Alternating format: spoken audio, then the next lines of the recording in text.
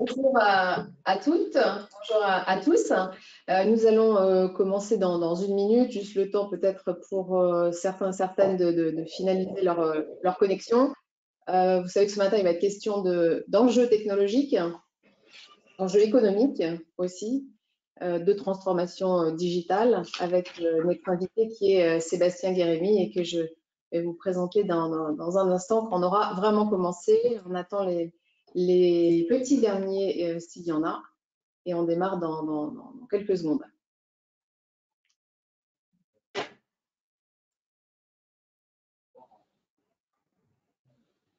On démarre, il est 9h31. Allez, c'est parti. Merci donc à tous et à toutes de nous rejoindre. Nous avons 1 heure et nous allons faire une plongée dans les enjeux technologiques et les enjeux économiques, à la fois de l'intelligence artificielle, du big data, de la sécurité numérique pour l'industrie, avec Sébastien Guérémy, qui est donc directeur stratégie de Thales.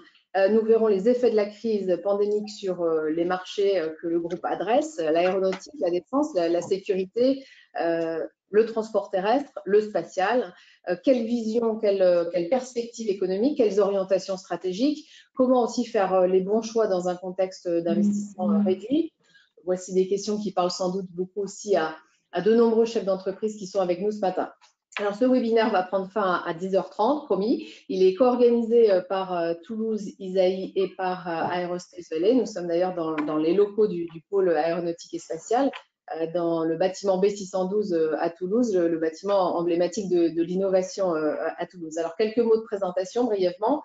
Aerospace Valley a pour mission de favoriser la compétitivité de ses membres au travers de l'innovation. Elle s'appuie fortement sur la transformation numérique, basée bien évidemment sur les données, économie de la donnée et intelligence artificielle, EDIA, c'est d'ailleurs le nom donné à l'écosystème d'excellence qui a été créé tout début 2020 et dont François-Marie Le Saffre en assure l'animation.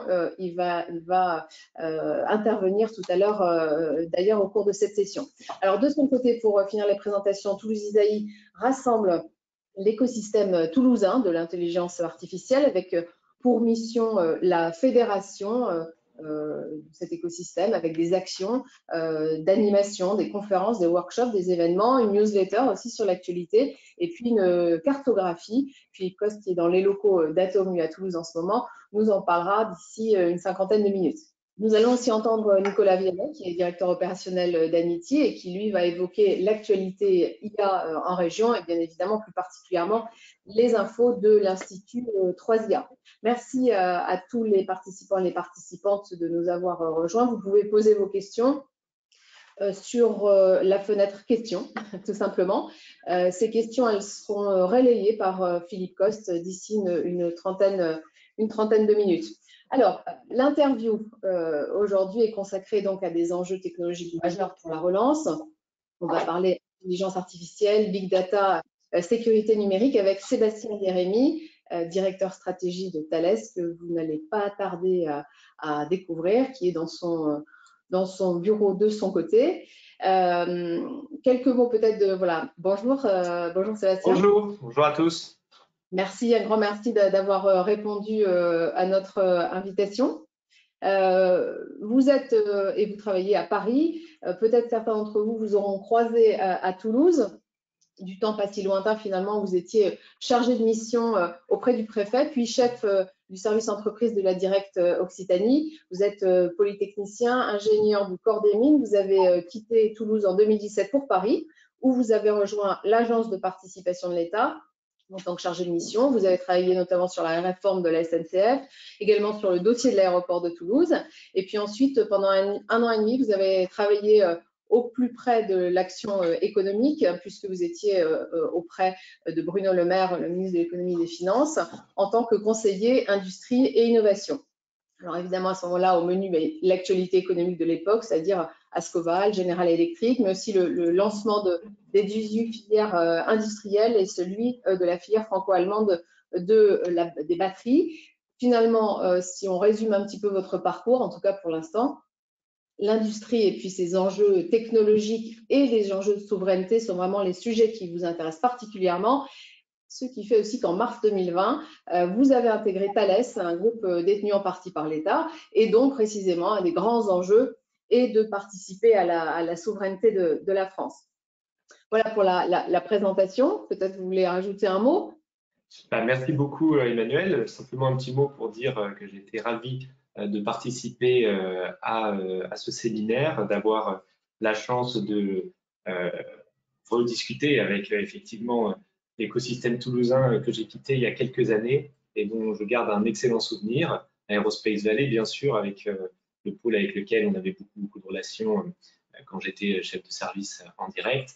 Et puis la Fédération autour de l'intelligence artificielle que j'avais vu naître à la toute fin de mon poste à Toulouse, hein, puisque au tout début du quinquennat, quand il y a eu l'idée du plan IA France, et bien effectivement, autour du pôle, autour de l'IRT, etc., les acteurs se sont mobilisés très tôt pour faire connaître l'IA à Toulouse.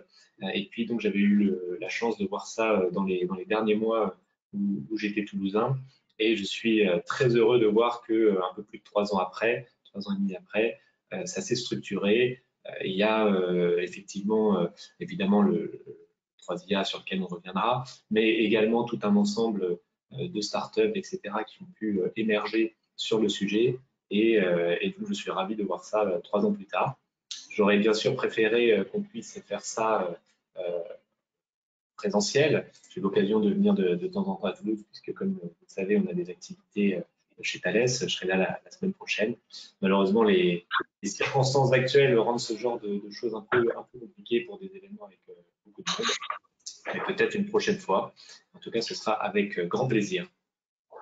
On arrive quand même à se débrouiller pour être ensemble un peu différemment. Alors, avant d'évoquer tous ces grands enjeux à la fois de concurrence, de souveraineté, d'intelligence artificielle, ce qu'on évoquera peut-être d'ici 10 à 15 minutes, peut-être un focus quand même sur l'activité elle-même de Thales et les effets de la crise. Mais commençons déjà, peut-être, Sébastien Guérémy, par vraiment une présentation synthétique des activités et de la situation actuelle de Thales. Volontiers, parce que effectivement, c'est un groupe à mon sens, on connaît mal. En tout cas, moi qui ai, comme vous l'avez dit, eu la chance de travailler au ministère de l'Industrie et donc de connaître quand même certains des grands groupes français, je dois dire qu'avant d'entrer chez Thales, je ne m'attendais pas à ça, c'est-à-dire à une telle diversité de marchés, diversité de sujets adressés. Et donc, je pense que ça vaut le coup, en quelques minutes, de vous dresser un peu le portrait du groupe à date, ou plutôt avant date, puisque ce serait un portrait début d'année, c'est-à-dire avant la crise. On reviendra probablement après sur les effets de la crise. Mais avant la crise, le groupe Thales va bien. C'est un groupe qui fait pas mal de croissance, qui représente 18-19 milliards de chiffre d'affaires, 80 000 collaborateurs, et qui est présent sur 5 grands marchés, 5 grandes verticales. La défense et sécurité, on va dire, puisqu'il y a des marchés civils, mais de sécurité qui sont très proches, qui représentent encore 45% du chiffre d'affaires de Thales. C'était beaucoup plus il y a une dizaine d'années, évidemment. Ensuite, tout ce qui est aérospatial, alors aéronautique et spatial, on va un peu distinguer les deux dans le reste de la discussion, 30% pour faire simple. Les transports terrestres, vous l'avez signalé, de l'ordre de 10%.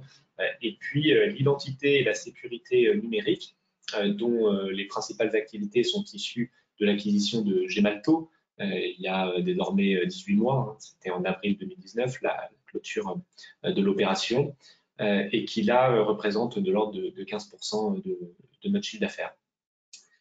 Donc toutes ces activités se portaient bien avant la crise, mais effectivement la crise a eu des effets plus ou moins forts sur certaines d'entre elles.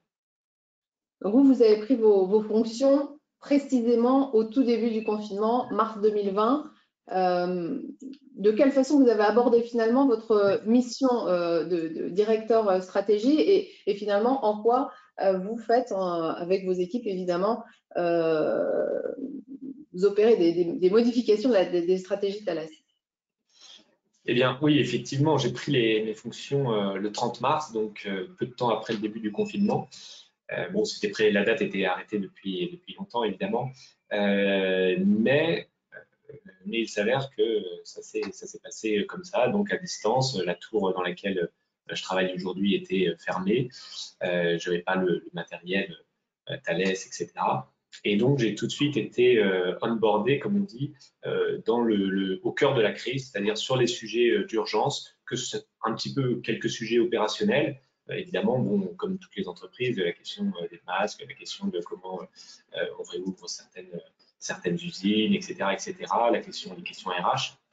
Et puis aussi des enjeux plus stratégiques, puisque au moment où j'arrivais, donc en mars, on était dans l'exercice annuel de programmation stratégique qui s'appelle le Strategic Business Plan, que les entreprises font. Et donc, on a tout de suite décidé de réorienter cet exercice pour en faire un exercice impact Covid, activité par activité. Donc, j'ai cité les 5 grands marchés sur lesquels on est. À l'intérieur de ces marchés, il y a évidemment des segments de marché très divers. Et donc, segment par segment, faire l'analyse des impacts court terme ou moyen long terme qu'on pouvait d'ores et déjà pressentir, estimer.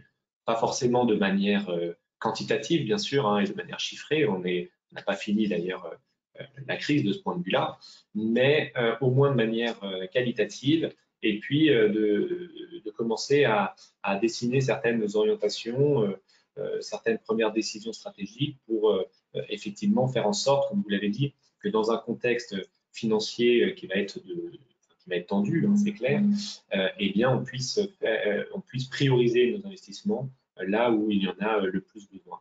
Et sur un groupe comme Thales, j'évoquais en première caractéristique l'étendue du jeu avec tous les marchés sur lesquels on est. Une deuxième caractéristique très très forte de Thales, c'est la haute valeur ajoutée, la haute technologie, même on peut dire hein, parfois de la technologie de rupture. On investit 3 milliards par an dans la R&D. Si on prend que les bas TRL, donc c'est-à-dire de la recherche très très amont, on a encore de l'ordre de 330 millions d'euros par an qui sont dédiés à la R&D. Donc tout ça, ça prépare l'avenir. Et c'est ce qui fait notre différence, c'est ce qui fait notre compétitivité. Pardon, je suis un peu long peut-être, mais dans un système comme la France, où quand même il faut pouvoir se différencier, et probablement pas par le coût de la main-d'œuvre, eh bien nous, c'est l'innovation de rupture. Et donc, dans ce cadre-là, couper les investissements dans l'innovation pourrait être pour Thales assez mortifère et obérer un peu notre avenir. Et donc, la décision qui a été prise dans un premier est plutôt de regarder au cas par cas les investissements qu'on maintient, de telle sorte qu'on puisse continuer de faire de l'innovation de rupture dans nos technologies principales et donc de préparer l'avenir. Alors, très précisément, si on se focalise sur le secteur que vous avez évoqué tout à l'heure et qui concerne ô combien Toulouse, l'aéronautique, quelles ont été les réorientations que vous avez opérées ou que vous comptez opérer dans les prochains mois? Je rappelle quand même qu'au premier semestre, en juillet, vous avez annoncé une baisse du chiffre d'affaires d'un peu plus de 5%. Oui, alors tout à fait, une baisse du chiffre d'affaires significative au premier semestre, hein, mais qui, encore une fois, ne reflète pas la situation des différentes activités. On a des activités qui sont évidemment impactées de manière très très différente, et l'aéronautique est celle qui est le plus impactée. Dans l'aéronautique, on a plusieurs activités, bon, l'avionique évidemment, mais on a aussi une grosse activité de service et de maintenance de nos équipements d'avionique. Et celle-là, c'est une activité qui est directement proportionnelle au nombre d'heures de vol. Et donc, comme actuellement, il y a 10% des vols, grosso modo, eh bien, ça veut dire qu'on a une perte de chiffre d'affaires très, très, très conséquente, qui n'est pas du tout de l'ordre de 5 ou 10%, qui est bien supérieure sur cette activité.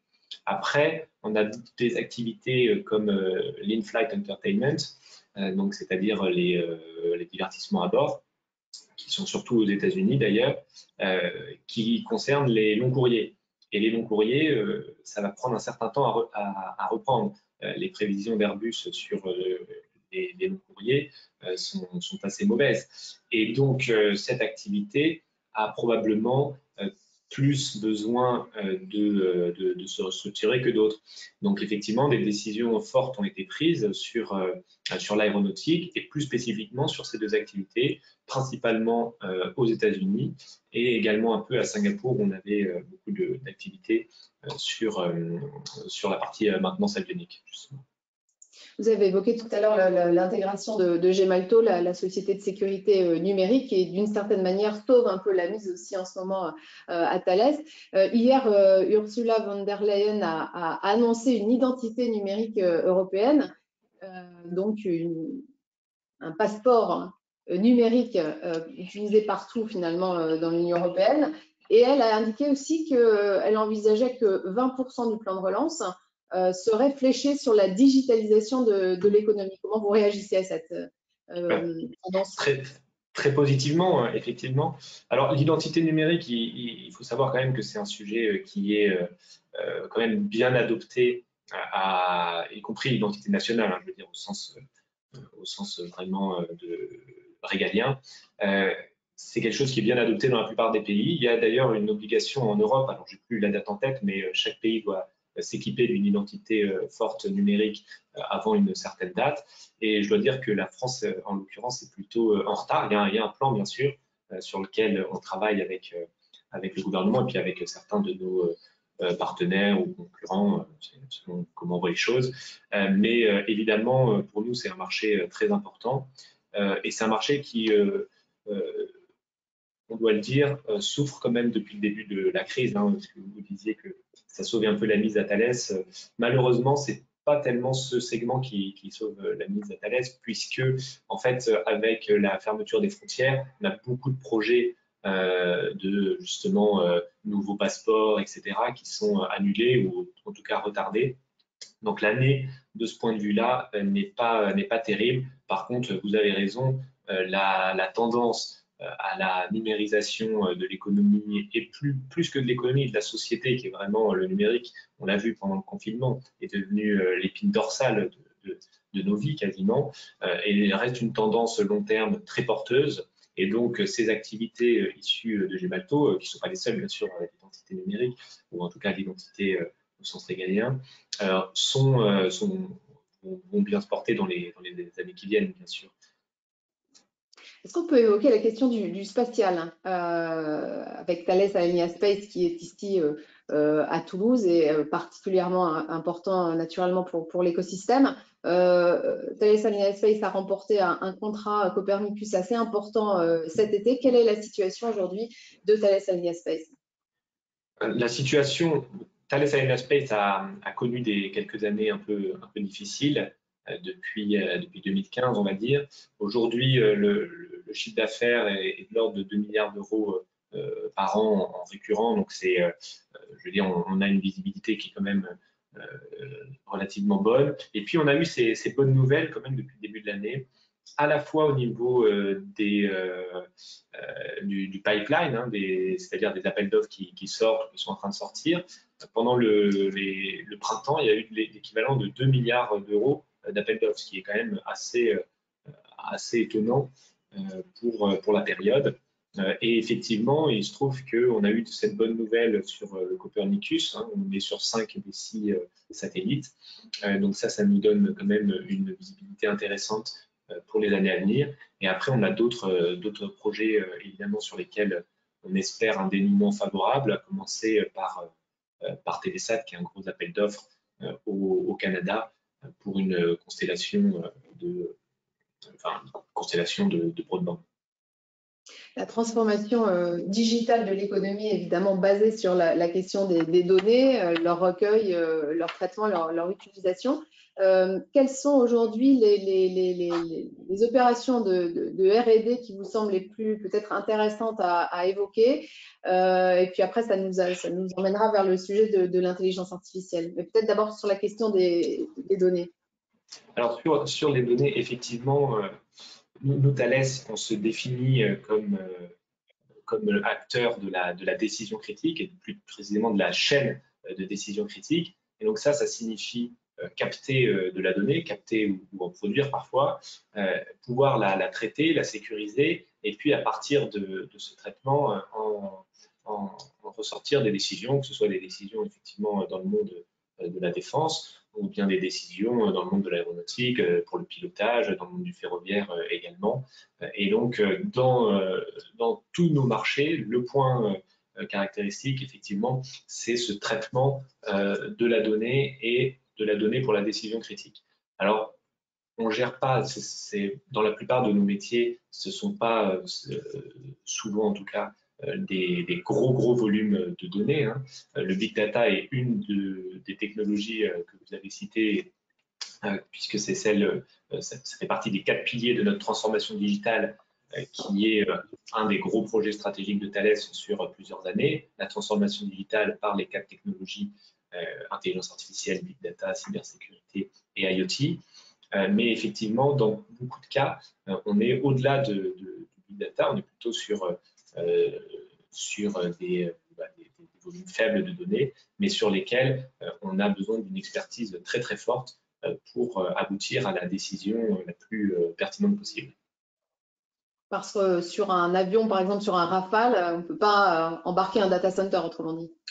Tout à fait, on y reviendra. On peut parler, si on entre dans le sujet IA, effectivement, dans le sujet de l'intelligence artificielle, dans le domaine de la défense, mais comme dans d'autres domaines, notamment, il y a de très fortes contraintes d'embarquabilité sur lesquelles on pourra revenir, qu'on appelle le SWAP, Size, Weight and Power, parce qu'il y a à la fois des contraintes de taille, des contraintes de poids, évidemment, quand ça vole, et puis des contraintes de puissance disponible, puisque la puissance, ça contribue aussi à chauffer, et on ne peut pas demander au pilote d'un Rafale, par exemple, puisque c'était un Rafale, de travailler dans un four, quoi. Donc tout ça nécessite effectivement de travailler sur certaines technologies très spécifiques, y compris sur la donnée. Qu'attendez-vous, vous aujourd'hui, Thales, Sébastien Guérémy, de la recherche en matière d'intelligence artificielle? Vous avez évoqué tout à l'heure ANITI, l'institut interdisciplinaire qui est installé à Toulouse avec plus de 200 chercheurs et qui travaille en particulier sur justement cette question de fiabilisation, de certification de l'IA. De votre côté, en tant que groupe industriel partenaire d'ailleurs d'ANITI, quelles sont vos attentes? Bah, écoutez, je crois que vous les avez bien cernés. Nous, l'enjeu, c'est la décision critique, et donc la décision critique ne peut pas être erronée. On a besoin d'une confiance absolue en les algorithmes, en l'occurrence. Et donc, l'enjeu pour nous sur l'IA dans les années à venir, c'est d'arriver à ce qu'on appelle une IA de confiance, c'est-à-dire une IA qui est capable de s'expliquer, qui est capable d'être validée, parfois même d'être certifiée quand il y a pour certains cas particuliers, il peut y avoir des processus de certification. Et c'est tous ces enjeux sur lesquels on travaille avec ANITI notamment, pour arriver à la fin à avoir les meilleurs systèmes de validation pour des fonctions complexes, sur des systèmes critiques dans lesquels il y a de plus en plus d'intelligence artificielle, et donc où, in fine, on a besoin d'être certain que la décision sera explicable, etc. Vos équipes de R&D sont combien pour essayer de visualiser un petit peu ce que représente l'IA pour Thales aujourd'hui? Alors, ce que représente l'IA, ce serait dur à dire parce que, en fait, on a vraiment, encore une fois, c'est une des technologies de notre transformation digitale. Donc, j'ai envie de dire que sur les 80 000 collaborateurs, on a 30 000 ingénieurs, plus une partie de chercheurs quand même, plus d'un millier. Et donc, ils sont tous, à un moment ou à un autre, susceptibles de travailler sur l'intelligence artificielle. Et vraiment, c'est l'intelligence artificielle, on l'a dans tous nos secteurs. Je vais prendre quelques exemples. On a une activité de SN, de l'entreprise de services numériques, dans laquelle on a de plus en plus d'offres à base d'IA. Par exemple, on fait pour La Poste tout le système de gestion des colis. Et ça, c'est à base d'intelligence artificielle. Et je le cite parce que c'est en production. Ça gère tous les centres de tri en France. Et c'est quand même assez rare aujourd'hui, en tout cas, d'avoir une intelligence artificielle en production à ce niveau, en tout cas, d'industrialisation, puisque c'est quand même voilà, la Poste est quand même présente sur tout le territoire, etc. Ensuite, sur d'autres domaines, sur nos différents marchés, dans le ferroviaire, on va avoir des enjeux sur lesquels on travaille pour la reconnaissance des bagages oubliés à bord d'un train. On travaille sur la détection de comportements malveillants, comportements violents à l'intérieur des rames. Dans l'aéronautique, puisqu'on parlait tout à l'heure d'aéronautique, on travaille actuellement sur des enjeux de simulation et d'entraînement pour les pilotes à base d'intelligence artificielle. On parlait tout à l'heure d'identité et d'identité numérique. Eh bien, on est en train de développer, dans le cadre de nos activités de biométrie, des projets d'intelligence artificielle pour enrôler plus facilement les passeports. Donc, on a vraiment cette technologie qui est transverse. D'ailleurs, même sur des marchés sur lesquels on est moins présent, je parlais tout à l'heure de la santé, on travaille beaucoup avec différents CHU sur des sujets d'intelligence artificielle, y compris à Toulouse d'ailleurs. Et on a été lauréat d'un des appels à projets dans le cadre du Covid, qui était lancé par l'Agence d'innovation de défense, pour faire un algorithme d'IA qui permet de détecter sur des scanners directement si la personne souffre du SARS-CoV-2, du coronavirus actuel. Et donc, ce projet est en cours. On peut le réaliser notamment parce qu'on a une compétence en radiologie, puisqu'on a une filiale qui s'appelle Trixel, qui réalise les détecteurs de rayons X pour 90% des équipementiers mondiaux. Et donc, un acte de radiologie sur 2 dans le monde est fait avec du matériel Thales finalement.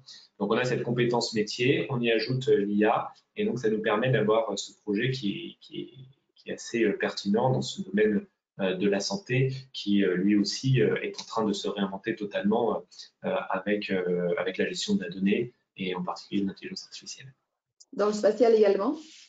Dans le spatial également, bien sûr, on a des sujets sur les constellations, en fait, la gestion. Comme on a des constellations avec de plus en plus de satellites, eh bien, on a je ne sais plus comment ça s'appelle, Satellite Management System, qui gère en fait les satellites les uns par rapport aux autres. Et donc là-dedans, on est en train effectivement d'avoir beaucoup d'applications à base d'intelligence artificielle. Puis dans la défense, évidemment, dans la défense avec des contraintes particulières, notamment une à laquelle on ne pense pas nécessairement, mais qui est que l'IA, en tout cas l'IA à base de données, apprend sur des données. Ces données dans le domaine de la défense, elles sont, alors si elles ne sont pas confidentielles défense, elles sont en tout cas sensibles. Et donc, comment on s'assure que l'algorithme, finalement, le produit que Thales va vendre, en l'occurrence, ne contient pas de données sensibles, ou en tout cas ne permet pas de revenir aux données sur lesquelles il a appris.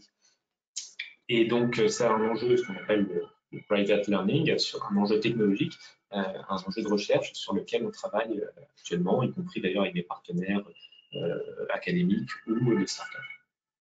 Et dans le domaine de la défense, l'IA va également apporter une vraie révolution. Alors, on a eu quelques articles récemment sur effectivement des pilotes de chasse américains qui se faisaient battre dans des combats one versus one par une intelligence artificielle. Mais au-delà de ça, ça peut complètement changer la mission de certains soldats, et en particulier des pilotes. Si on prend le cas du Rafale que vous citiez tout à l'heure, on est en train de développer pour le ministère des Armées un pod qu'on appelle Talios, donc un pod de reconnaissance qui capture l'équivalent de 3000 km² en 1 heure. Donc, il prend des images sur 3000 km² en 1 heure. Donc ça, il faudrait à peu près 300 heures d'analyse au ministère des Armées pour regarder toutes ces images et en déduire, là, il y a une base, là, il y a des véhicules, etc. Et donc, évidemment, il n'y a pas 300 analystes au ministère des Armées, donc on a besoin d'une intelligence artificielle. Et en faisant en sorte que cette intelligence artificielle puisse être embarquée à bord du Rafale, eh bien, on change complètement la mission du pilote, puisqu'il peut faire évoluer sa mission en cours de route. Donc, l'intelligence artificielle va traiter ces données. Elle est capable à Mach 1 à 30 000 pieds de reconnaître un groupe de véhicules, y compris dans des virages, etc. Et donc, ça peut permettre de réorienter la mission de reconnaissance par rapport à une mission qui, aujourd'hui, en tout cas, est assez statique, c'est-à-dire que le pilote part avec sa feuille de route, prend l'ensemble des images et revient à la base délivrer toutes les images. Et là, ce sera un peu différent puisqu'il pourra faire évoluer sa route pendant le chemin. En tout cas, c'est ce qu'on est en train de développer pour le ministère des Armées. Juste une petite parenthèse, je rappelle que vous pouvez poser vos questions et les poster aussi d'ailleurs sur l'onglet questions. On s'en fera le relais dans un instant. Pour poursuivre sur l'intelligence artificielle, Sébastien Guérini, peut-être au niveau plus global et pour ce qui concerne vraiment la position du groupe sur ce sujet, aujourd'hui, quel est le rôle finalement de Thales dans la structuration du sujet IA, à la fois au niveau national et au niveau européen? On sait que le groupe avait quand même été assez précurseur en portant la démarche d'une alliance d'industriels. Oui, tout à fait. C'est vrai que j'y faisais référence tout à l'heure. Au début de ce quinquennat, donc le gouvernement a lancé une démarche sur l'intelligence artificielle avec un plan intelligence artificielle annoncé depuis 2018, je dirais, et qui avait 3 volets. Un volet recherche, un volet défense, dans lequel évidemment on a son rôle à jouer, et puis un volet industrie avec potentiellement des financements, etc., mais aussi le souhait que l'industrie s'empare de ce sujet. Et donc, Thales avait été précurseur, alors j'étais pas du tout là à l'époque, pour fédérer un groupe d'industriels, alors 8 au début, ils sont 16 aujourd'hui, qui ont donc concocté un manifeste d'intelligence artificielle avec effectivement des objectifs partagés, le souhait de développer une certaine forme d'intelligence artificielle, on ne va pas dire en opposition, mais en tout cas différente de l'intelligence artificielle, big data des GAFA, et le souhait de faire ça en France avec des partenaires académiques français. Donc il y a déjà plusieurs chaires qui ont été ouvertes depuis la signature de ce manifeste en juillet 2019, des projets de R&D qui ont été faits entre plusieurs industriels. Donc c'est assez porteur. Et on a vu que dans le cadre de France Relance, qui a été annoncé par le président et le Premier ministre récemment, il y aurait tout un accent à nouveau qui serait mis sur l'intelligence artificielle. Et donc, vous pouvez compter sur les industriels dont Thales, bien sûr, pour continuer de se fédérer et de proposer des projets qui seront tout à fait dans ces enjeux d'IA souveraine et d'IA pour les différents secteurs de l'industrie française. La souveraineté est un enjeu majeur, on l'a évoqué tout à l'heure. Je vais reciter la présidente de la Commission européenne qui a appelé de ses voeux une Europe à la fois plus verte, plus écologique et plus numérique et aussi plus géopolitique. Quel est votre regard aujourd'hui sur la position comparée de l'industrie européenne versus l'industrie américaine ou la R&D chinoise? Alors, si on regarde le sujet de l'intelligence artificielle à proprement parler, c'est vrai, et c'est assez bien compris pour ce qui m'est permis de connaître en tout cas, par les dirigeants, c'est vrai qu'il y a des modèles qui s'opposent. Il y a un modèle américain qui est celui des GAFA, qui repose sur énormément de données, des données privés, de particuliers pour la plupart, puisqu'ils sont encore relativement peu présents sur les données des entreprises. Ça va venir bien sûr, mais ce n'est pas exactement les mêmes enjeux. Donc c'est plus délicat comme marché à pénétrer pour eux. Donc ils sont très présents sur les données des particuliers, avec des contraintes de consentement, etc., dont on sait que même si évidemment tout est bien cadré et puis qu'en Europe on a quand même le RGPD qui nous protège, on sait que ce modèle-là, en tout cas, n'est pas celui que pousse l'Europe, qui voudrait quelque chose d'encore plus consenti et d'encore plus soucieux en matière de protection des données personnelles. Et puis de l'autre côté, on a un modèle chinois qui est un modèle plutôt d'État. Donc évidemment, d'État qui peut accéder à un ensemble de données très élevées, qui dispose d'une recherche académique très élevée. Et donc, aucun de ces deux modèles, finalement, à mon sens, ne correspond à l'idéal européen. Mais l'idéal européen a besoin de se structurer parce qu'aujourd'hui, les partenariats, etc., sont relativement faibles. On voit Gaia X, qui est un projet à l'origine allemand sur lequel les Allemands souhaitaient embarquer les Français. Donc, plusieurs entreprises travaillent sur le projet, qui est un projet plus de standardisation, de protection de nos données. Et c'est un prérequis probablement pour ensuite développer de nouveaux défis à base d'intelligence artificielle, mais qui seraient dans un cadre dans une acceptabilité bien comprise par tous. On a de plus en plus de questions pour vous, Sébastien Guérémy. Alors, je vais donner la parole à Philippe Coste. Bien une bonne petite dizaine de questions. Donc, oui, réponse quand même assez courte. Bonjour à toutes et à tous. Merci Sébastien pour ces premiers éclairages. Alors, beaucoup de questions, ça se bouscule dans les dernières minutes, évidemment. La première que je vous relais, exprimée par plusieurs, c'est de savoir si finalement l'intelligence artificielle peut aujourd'hui intervenir dans des nouveaux domaines qui sont sous-exploités ou peu exploités encore. Ça pourrait développer des nouvelles perspectives. Et par extension, Valérie nous demande si les drones sont un sujet, je pense, de préoccupation important et si l'IA joue un rôle majeur au cœur de cette régulation et du développement de cette économie, qu'elle soit d'ailleurs militaire ou civile. Oui, évidemment, il y a beaucoup de sujets sur lesquels l'IA va apporter de nouvelles transformations et qui ne sont pas encore totalement maîtrisées. Par exemple, à Toulouse, Thales ont fait les systèmes d'Air Traffic Management, donc le contrôle aérien pour la direction de l'aviation civile. Et donc, ces systèmes, aujourd'hui, sont des systèmes sont déterministes, usuels, mais on est en train de travailler à des évolutions à base d'IA qui pourraient également améliorer grandement les performances du contrôle aérien et donc de l'un de ses premiers objectifs qui est d'éviter la congestion du ciel, même si ce n'est pas en ce moment la problématique majeure à laquelle on fait face en raison du peu de vol en ce moment.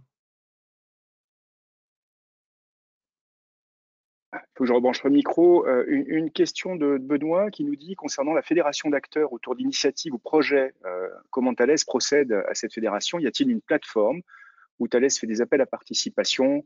Faut-il se faire référencer? Est-ce par relation uniquement? Une question de collaboration industrielle qui est posée.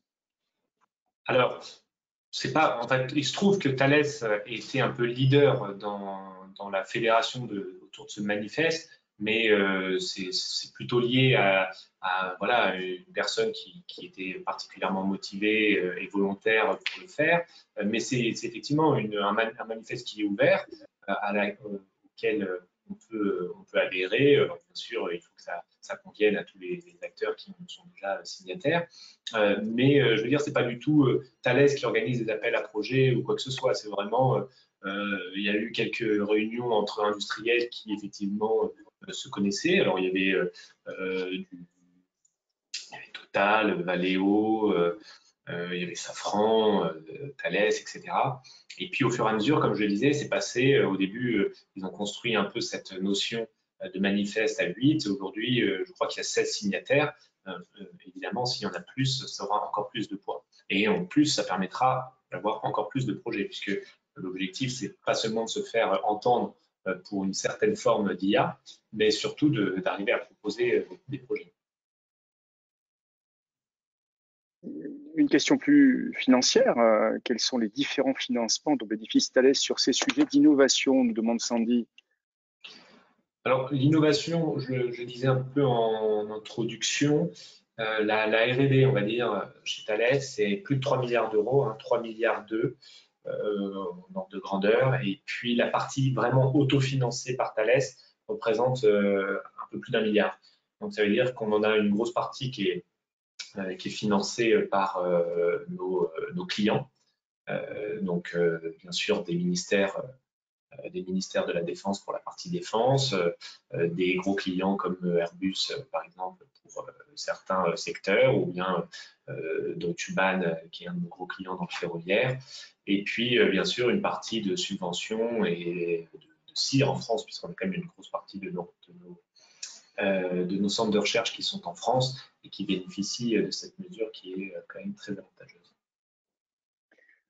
Kamal nous demande si vous avez des choses à recommander aux startups du domaine IA. Plus globalement, en fait, il y a un écosystème qui est fort. Est-ce que la relation startup, TPE, PME est un élément essentiel de votre développement et comment organisez-vous cette collaboration? Oui, c'est un élément essentiel sur lequel on est très actif depuis plus d'une dizaine d'années. Aujourd'hui, c'est un processus qu'on a un peu industrialisé. On a une personne qui est responsable des partenariats avec les startups. Alors, c'est pas elle qui fait toutes les relations avec les startups, mais c'est elle qui établit un peu les bonnes pratiques et qui pilote ça. On a plus de 1200 collaborations avec des startups.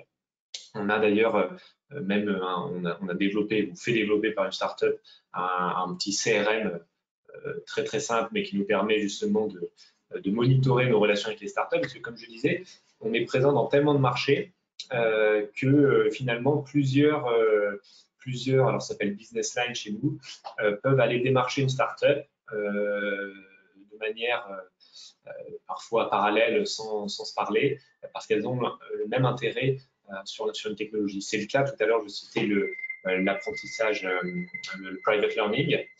Et bien, effectivement, on a des équipes en Angleterre et des équipes en France qui sont intéressées par ce sujet et qui ont discuté avec la même startup. Donc, c'était important que puissent être tracées, en quelque sorte, les premières interactions qu'il y avait eu entre l'équipe anglaise et cette startup avant que l'équipe française n'aille la voir.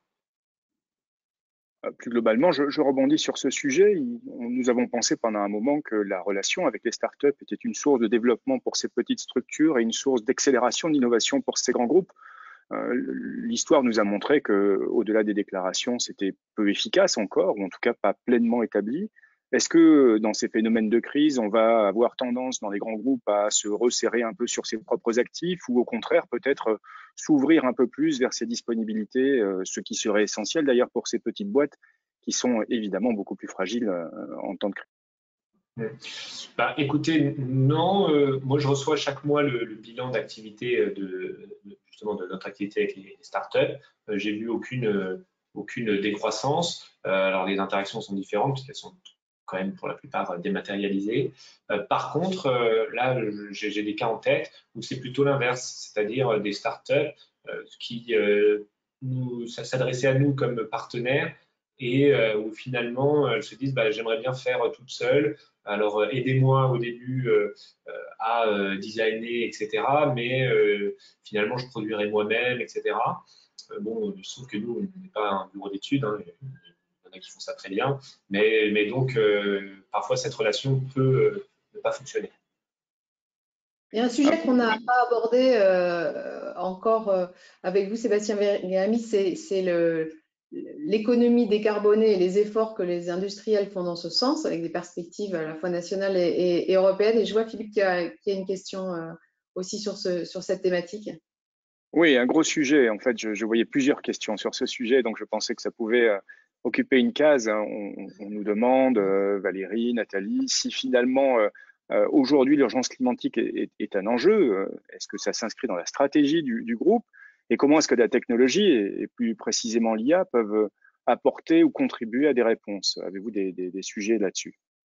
Bien sûr. Alors, c'est un sujet qu'on a adressé depuis que Patrick Kane est le PDG. C'est tout de suite on parlait de ce sujet. Au moment de la COP à Paris, il y a eu des engagements qui ont été signés par les industriels, dont Thales. Donc, on est engagé sur la courbe du moins 50% en 2030, sachant que c'est un moins 50% en valeur absolue, donc c'est indépendant la croissance de Thales. Et on le gère sous plusieurs streams. Donc, il y a évidemment tout ce qui est direct. Sur les émissions directes, on est une industrie assez peu polluante. Hein. On a beaucoup d'électronique. Enfin, je veux dire, on fait très peu de chimie, etc. Mais on a quand même baissé de 30% nos émissions directes depuis 10 ans. Et on va continuer, bien évidemment. Et puis, il y a quand même le sujet majeur qui est l'impact de nos produits. Et en termes de CO2, c'est un facteur 10 par rapport à ce que nous consommons. Et là, les deux enjeux principaux sont le numérique d'une part et surtout et essentiellement l'aéronautique. Alors sur le numérique, comme je disais, nous, on travaille beaucoup sur la notion d'IA à base de smart data, donc finalement basse consommation, etc. Et on va continuer dans ce domaine-là, puisque c'est essentiel et ça correspond plus à nos contraintes, je veux dire, de nos marchés. Et côté aéronautique, là, évidemment, il y a un enjeu majeur. On est présent sur certains sujets de la chaîne électrique, on va dire, de l'avion, et donc de sa potentielle hybridation. On a un projet important en cours avec Safran, avec Airbus, sur l'hélicoptère hybride, hein, qu'on est en train de discuter en ce moment même avec la DGAC. Et on a un sujet majeur dans lequel l'IA peut jouer un rôle, et va jouer un rôle, qui est ce qu'on appelle les opérations vertes. C'est-à-dire qu'aujourd'hui, le contrôle aérien et puis le cerveau de l'avion, le Flight Management System, communiquent peu et chacun a ses propres critères finalement de décision et pour gérer les trajectoires. Et donc là, l'objectif va être d'optimiser les trajectoires des avions pour limiter les émissions de CO2 et puis plus généralement l'impact climatique du vol. Et en plus, l'objectif est de faire ça en lien entre ce qu'on fait à bord, c'est-à-dire le Flight Management System, et ce qu'on fait à terre, c'est-à-dire le contrôle du trafic aérien, pour qu'on ait vraiment un optimum global, parce qu'il n'y aurait rien de pire que d'optimiser la trajectoire d'un Airbus pour qu'il consomme moins, mais que quand il arrive à l'aéroport, la tour de contrôle lui dise bah, « t'es mignon, mais t'es arrivé 2 minutes en retard, pour des bonnes raisons, probablement, t'as beaucoup consommé, mais on n'a pas de place pour toi, donc tu vas faire des tours pendant 10 minutes au-dessus de l'aéroport. » Donc ça, c'est un enjeu majeur, un enjeu qu'on a inscrit dans le cadre du plan de relance aéronautique proposé par le gouvernement, et donc sur lequel nos équipes, à Toulouse en particulier, travaillent d'arrache-pied et en lien entre les activités avioniques et les activités de contrôle aérien. Merci Sébastien Guérémy, merci Philippe. Peut-être tu avais d'autres questions, je ne sais pas si on va pouvoir les prendre. Il y en a beaucoup. Je m'autorise une toute petite question concernant les perspectives de relance, de futur. Je suis interpellé sur l'IA et la technologie plus disponible auprès du grand public. On entend des débats sur la 5G. Enfin, on sent qu'il y a de l'acceptabilité qui est complexe encore aujourd'hui à régler. Et puis globalement, je suis interrogé sur les développements sur le quantique, sur l'intérêt possible de Thales et Olivier, un petit clin d'œil sur l'intérêt possible de Thales concernant les IoT basse consommation et les perspectives. Est-ce qu'il y a avec l'IA, la question m'est reposée, des champs qu'on n'a pas encore explorés. Et donc, finalement, est-ce que la technologie, tous ces champs technologiques dont nous disposons et dans notre territoire, toutes ces compétences, nous permettent de garder espoir en termes de relance? Comment est-ce qu'on peut se mobiliser pour traverser la crise qui est annoncée et faire briller notre territoire? Voilà. Tu as évidemment une heure. Alors, en une heure, pour faire simple, non, ces enjeux sont essentiels et nos concurrents, que ce soit américains, que ce soit chinois, etc., y travaillent également. Donc, l'IoT basse consommation, oui, on y va, mais à fond, il faut y aller dans le domaine de la défense, que ce soit sur les véhicules, que ce soit même sur les soldats.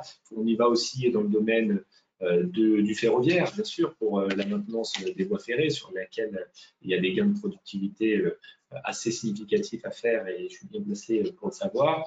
Et puis, il y a le quantique que tu as cité et qui, pour nous, n'est pas encore une des 4 transformations majeures, mais peut être vraiment transformant. Et celui qui dans nos domaines, alors c'est beaucoup des capteurs quantiques, c'est-à-dire en fait des capteurs qui sont beaucoup plus sensibles que ce qu'on fait actuellement, eh bien aura une réelle suprématie. Notamment, c'est un exemple qui est approprié pour le monde aéronautique, mais un exemple simple, les centrales inertielles. Aujourd'hui, une centrale inertielle, si vous faites Paris-New York, que vous n'avez plus de GPS, donc vous avez vos centrales inertielles à bord de votre Airbus fabriqué à Toulouse, centrale inertielle fabriquée par Thales, en tout cas j'espère, et vous atterrissez avec une précision de l'ordre de 100 km. Donc quand même, vous ratez un peu la piste à New York, quoi. Demain, avec une centrale inertielle quantique, donc avec des atomes froids, eh bien la précision sera de l'ordre de la dizaine de mètres. Et donc là, on voit évidemment la piste, et puis ça peut permettre de faire donc des vols, même si le GPS tombe en panne ou il est brouillé, etc. Merci beaucoup, Sébastien Guérini. Évidemment, on pourrait poursuivre.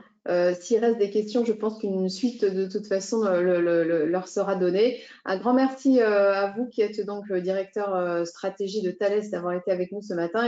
Et je vous propose d'écouter maintenant les 3 interventions qui sont prévues, c'est-à-dire celle de Nicolas Vialet, de Philippe Coste sur Toulouse AI et de François-Marie Le Saffre d'Aerospace Valley. Merci beaucoup à vous. On vous libère en tout cas d'un point de vue vidéo. Merci. Merci Hélène, merci Philippe et bonne journée à tous. Merci. Peut-être la parole pour commencer à Nicolas Vialet, qui est donc directeur opérationnel d'Anity, qui va apparaître sur l'écran. Anity, je le disais tout à l'heure, c'est l'Institut interdisciplinaire d'intelligence artificielle qui existe maintenant très concrètement depuis presque 2 ans. Voilà, Nicolas Vialet est avec nous. Bonjour. Quelques news en cette rentrée 2020. Oui, bah écoutez, c'est une rentrée importante pour nous. Vous avez dit que ça faisait 2 ans qu'on a été créé, c'était pas tout à fait ça, ça fait plutôt 1 an, donc le temps passe vite. C'est notre première vraie rentrée, je dirais structurée, structurante. Une rentrée qui s'inscrit dans un contexte un petit peu particulier également, puisque nous sommes en pleine crise sanitaire.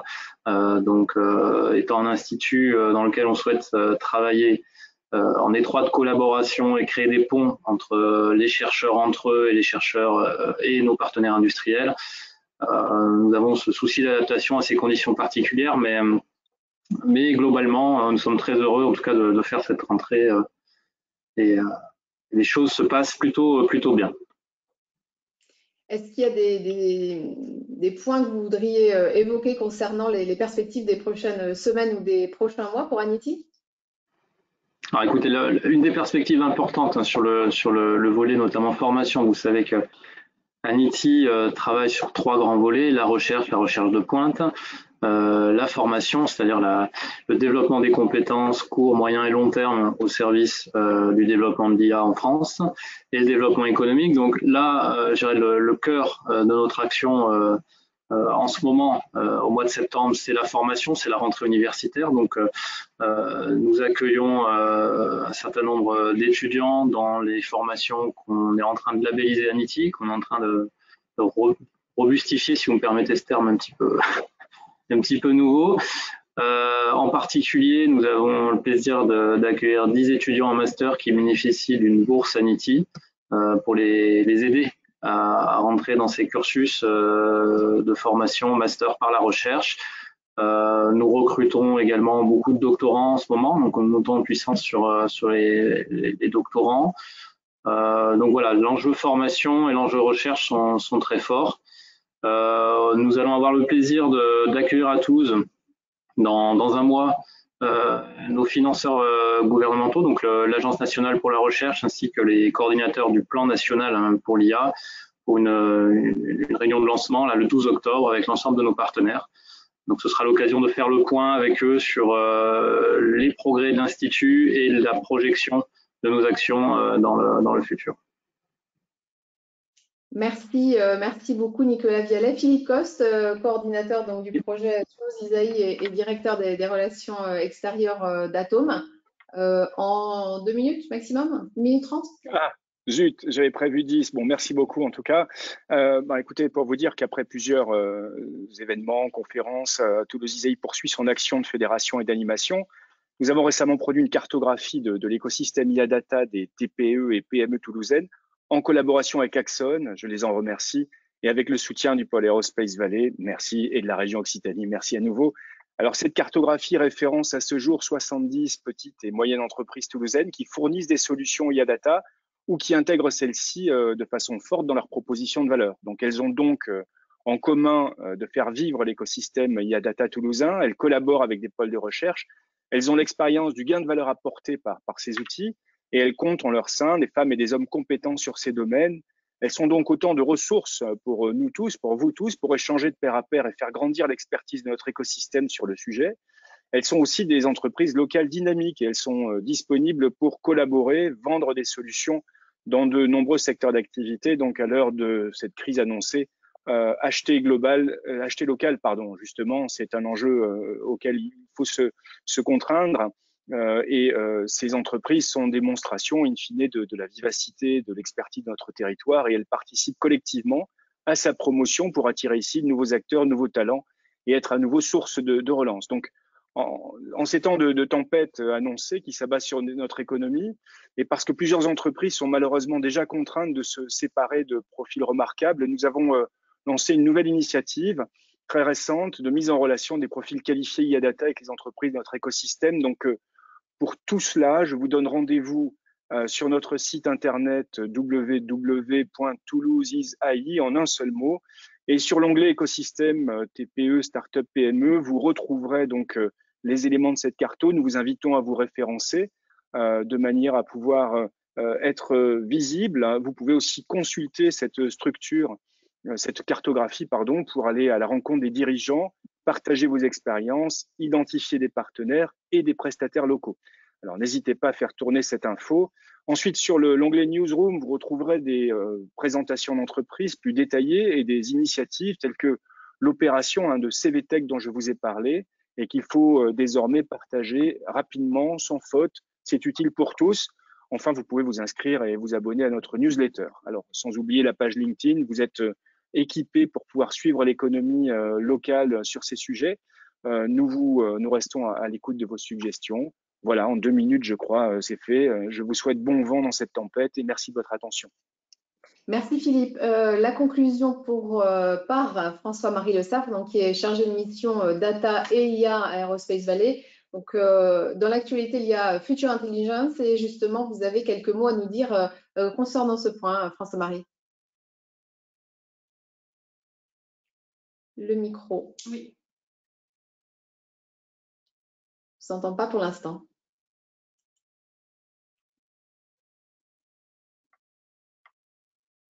Voilà, très bien. Voilà, oui, bonjour, voilà, pardon. Bonjour à tous et à toutes. Oui, alors Future Intelligence, qu'est-ce que c'est en fait? C'est l'événement Data et IA de l'automne 2020. En fait, je devrais plutôt dire du printemps de l'année prochaine. Hein. Nous avons en effet décidé de le reporter pour qu'il puisse se tenir dans les meilleures conditions de santé et de sécurité. Alors, je dis que c'est l'événement Data IA en région toulousaine. Pourquoi? Future Intelligence vise à se faire rencontrer des acteurs de l'innovation dans les technologies de la donnée et de la connaissance, hein, dans les secteurs du transport, de la mobilité, mais également de la santé et de l'environnement. Il s'agit de 13 tables rondes pour débattre entre industriels, académiques, institutionnels, des enjeux de l'IA en termes de stratégie, d'application sectorielle, de souveraineté, de risque, d'efficacité opérationnelle, et d'autre part de l'état de l'art en matière d'IA, donc d'apprentissage, robotique, les véhicules autonomes, les nouveaux services, les applications spatiales, sans oublier aussi, on l'a mentionné, les enjeux relatifs à la formation, mais aussi à l'éthique. Hein. Donc, 13 tables rondes avec des intervenants de très haut niveau. Hein. Vous aurez le plaisir de retrouver des gens de Thales, par exemple, aussi, mais évidemment bien d'autres, qui nous partageront à la fois leur passion et leur expertise. Donc ces intervenants, vous pourrez les rencontrer, ainsi que d'autres acteurs, au travers de rendez-vous d'affaires, des expositions, des soirées également. Ouverture prévue par Cédrico, on espère qu'il sera aussi avec nous au printemps. Participation prévue aussi de Cédric Villani, dont on espère qu'il nous fera un petit peu le point par rapport au plan qu'il avait lancé. Donc voilà, nous vous donnons rendez-vous au printemps prochain et n'hésitez pas à suivre l'actualité sur Future Intelligence, on restera en contact avec vous. Je vous souhaite une excellente et bonne journée. Merci beaucoup François-Marie, merci à tous et à toutes, au premier chef bien sûr Sébastien Guérémy qui était notre invité, Nicolas Viellet, Philippe Coste, François-Marie Le Saffre bien sûr, et puis toutes celles en l'occurrence qui ont rendu possible ce moment, en l'occurrence Agnès Bardier et Jennifer Deo d'Aerospace Valley. Vous allez pouvoir retrouver ce webinaire sur la chaîne YouTube d'Aerospace Valley et puis aussi l'article sur la newsroom de Toulouse Isaïe d'ici quelques jours. Merci beaucoup, à bientôt.